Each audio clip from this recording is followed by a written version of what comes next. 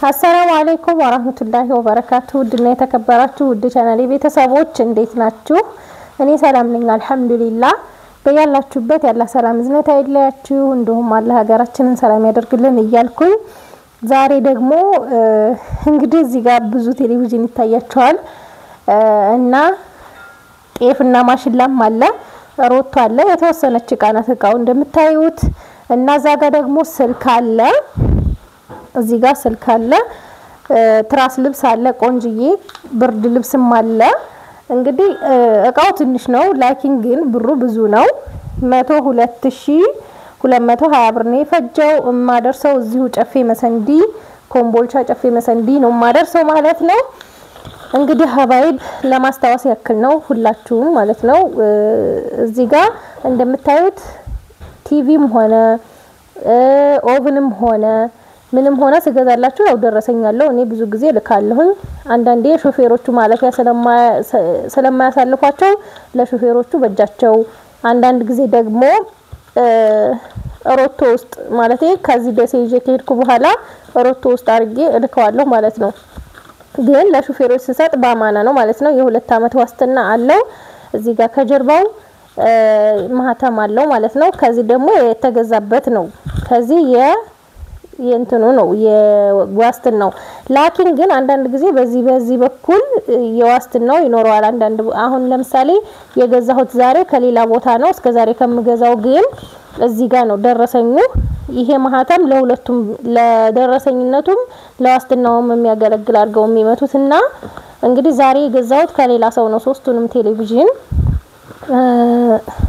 ምንድነው የ350 ብር ልዩነት አለው ካንዲ ቲቪ ከነሙሉ ቃው ላይ ማለት ነው። እንግዲህ ሀባይብ እዚህ ጋር ሁለቱ ቴሌቪዥን ከነሙሉ ቃው ነው።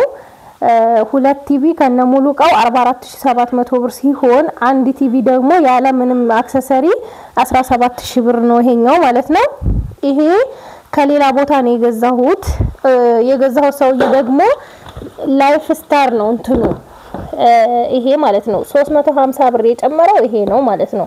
ላይፍ ስታር ቆንጆ ነው። በነገራችን ላይ ብዙ ጊዜ አይመጣም፣ አንዳንድ ጊዜ አልፎ አልፎ ነው የሚመጣው።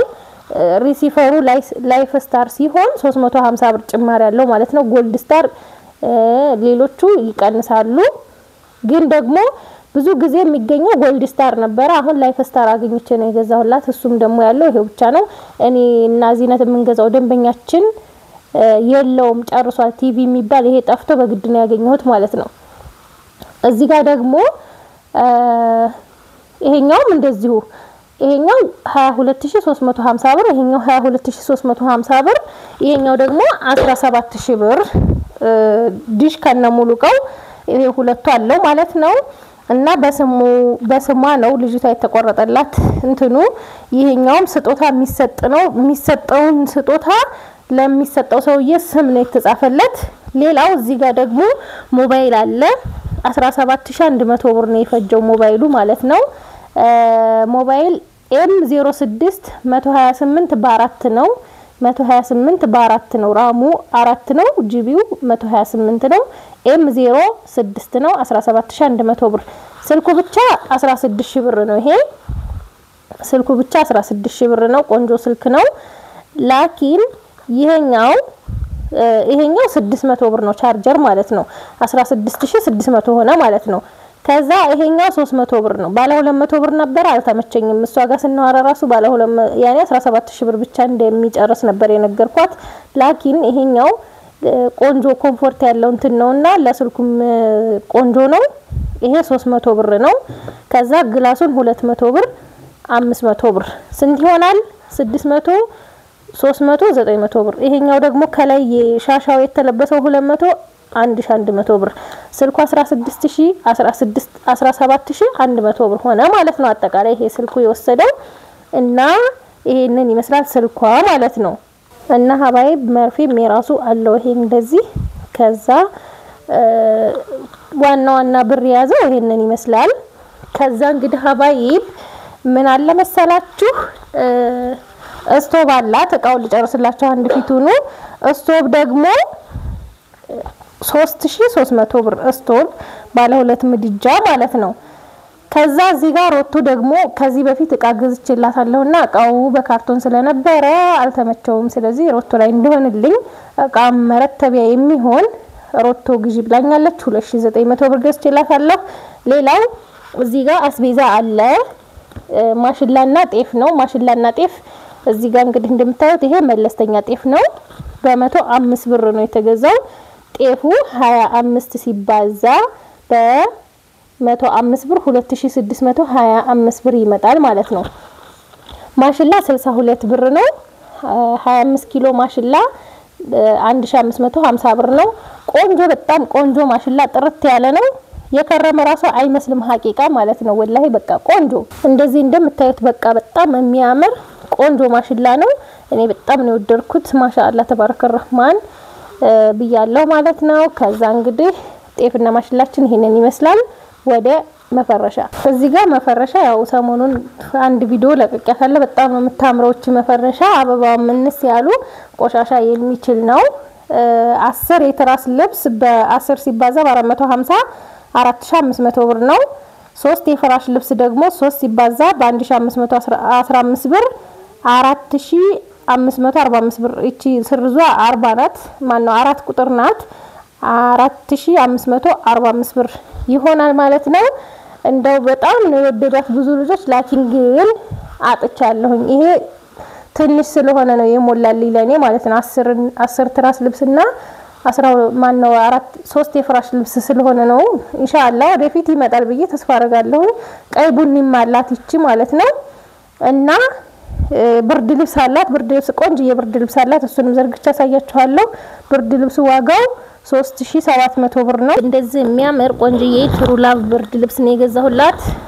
3700 ብር የተገዛው በጣም የሚያምር ቆንጆ ቆሻሻ የሚችል ነው እንደምታዩት ፍክትም ያለ ነው ቆሻሻም ይችላል እና ይሄንን ይመስላል ብርድ ልብሷ ማለት ነው ኮሪያ ነው እዛ ጋር እንደምታዩት እና የዛሬ ገበያችን ይሄንን ይመስላል ከወደዳችሁት ላይክ ሼር ያደረጋችሁ እና ሀባይብ ምን ልላችሁ ነው ዛሬው ጽፋችሁ እኔ እኮ አብዛኛው ሰው ግርም ይለኛል ዛሬው ቴክስት ጽፋችሁ ዛሬ ካልተመለሰ ኮሜንት ላይ ሄዳችሁ እኔ ቆየው ከጻፍኩኝ ምናምን ተላላችሁ ሐቂቃ እኔ አንድ ነገር አስረግጬ መነግራችሁ ነገር ቢኖር ዛሬ የተጻፈልኝ ቴክስት ዛሬ የተጻፈው ቴክስት ብቻ 100 ከሆነ 100 ቴክስት ባንድ ቀን አልመልስም ማንኛውም ሴት አልመልስም ሐቂቃ ማለት ነው እንኳን እየዞርኩ ይሄን ሁሉ ያማለሁ አይደለም ማለት ነው 10ሩን ከመለስኩኝ 10ሩን ለነገ ወዲያ ያያላ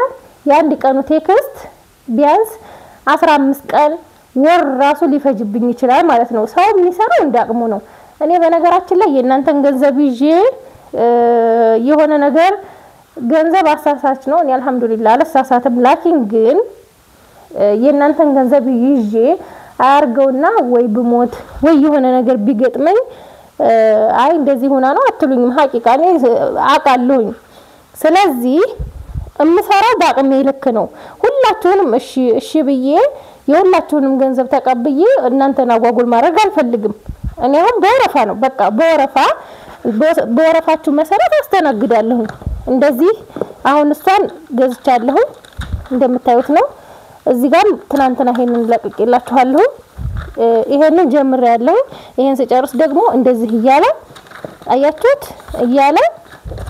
ይያለ ይሄዳል ማለት ነው አያችሁ የላካችሁትንም እስከነሰማችሁ እስከምናምን በቃ ጽፌ ነው እኔ ማስቀምጠው ስለዚህ በወረፋችሁ መሰረት ስትልኩልኝ አቆያለሁ ያለኝ ሰው ብቻ ነው እኔ እንትን ምለውና በየተራችሁ እመልሳለሁ ማለት ነው ደግሞ የተቀበልኩትን ብር ትቼ እንደገና ሌላ ጓጉቼ ሌላ ሰው መቀበል የለብኝም እንደ እውነታው ማለት ነው ለምን የነዛኞቹ ሐቅ አለብኝ የተቀበልኳቸው ማለት ነው ስለዚህ በወረፋችሁ መሰረት ሶብር አርጋችሁ ኢንሻአላህ እኔ ደከመኝ እንትን አለልም እየሰራሁ ነው ምሰራው ለራሴ ቢሆንም እናንተንም ደግሞ በስነ ስርዓት ማስተናገድ ስላለብኝ በስነ ስርዓት አስተናግዳችኋለሁ 10 ቀን ሆነው ብላችሁ ወቀሳ 5 ቀን ሆነው ወቀሳ እኔ ግርም የምትሉ በቃ አሁኑኑ በአላህ ይዤሻለሁ የምትሉ ልጆች አላችሁ በአላህ ብላችሁ ሰው ማወናጀል አይጠበቅም ምክንያቱም እኔ ገንዘባችሁን ካያስኩኝ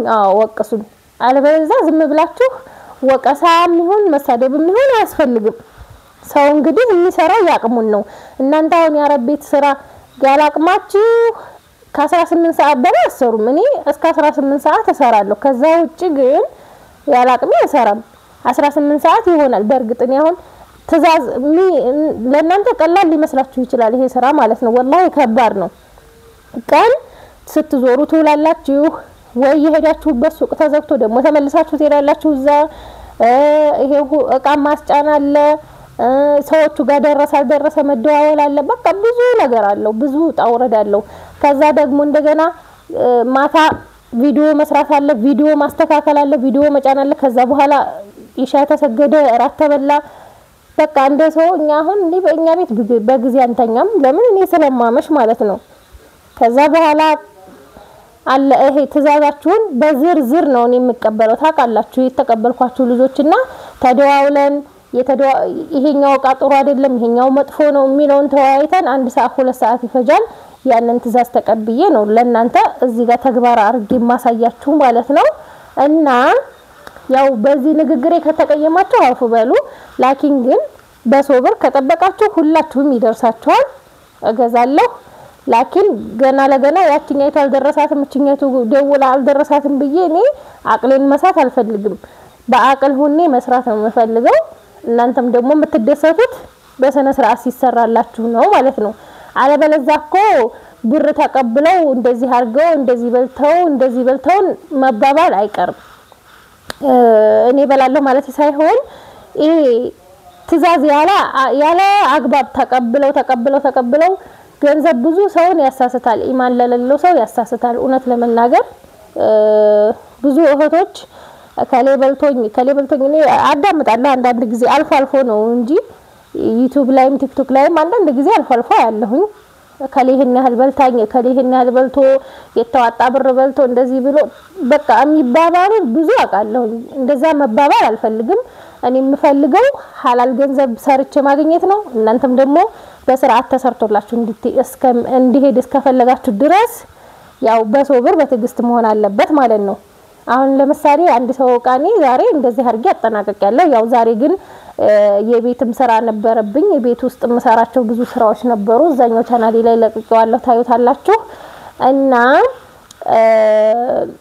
ይሄ ቀለል ያለ ዕቃ ስላለኝ ነው ዛሬ ያንን የቀን ውሎዬን የሰራሁላችሁ። ላኪን ግን ብዙ ዕቃ ሲሆን እንኳን የቀን ውሎዬን እኔ ምሳ የምበላ 10 ሰዓት 11 ሰዓት ይሆናል ማለት ነው። የምሳ ሰዓት እንኳን አልፎ ማለት ነው። ለምን ስዞር ስለምቆይ እና ይሄንን ይመስላል። ሀባይብ ሰላም ሁኑልኝ። የምታበረታቱኝ ክበሩልኝ። ወቀሳ የምታቀርቡት ደግሞ ሶብር አድርጉ። በሶብር ነው። እኔ አሁን ወላሂ በቀን በቃ ከ100 ያላነሰ ነው የሚደወለው። 100 ሰው ሁሉንም ባንዴ ማስተናገድ ይከብዳል። እንኳን ዕቃ እየገዛችሁ ኖርማል ቁጭ ብላችሁ ራሱ ቴክስት መመለሱ 100 ሰው ጋር ስትመላለሱ አትሉም። እውነት ለመናገር ማለት ነው። እኔ ቦታ ሆናችሁ ብታዩት ማለት ነው። እና ሰላም ሁኑልኝ።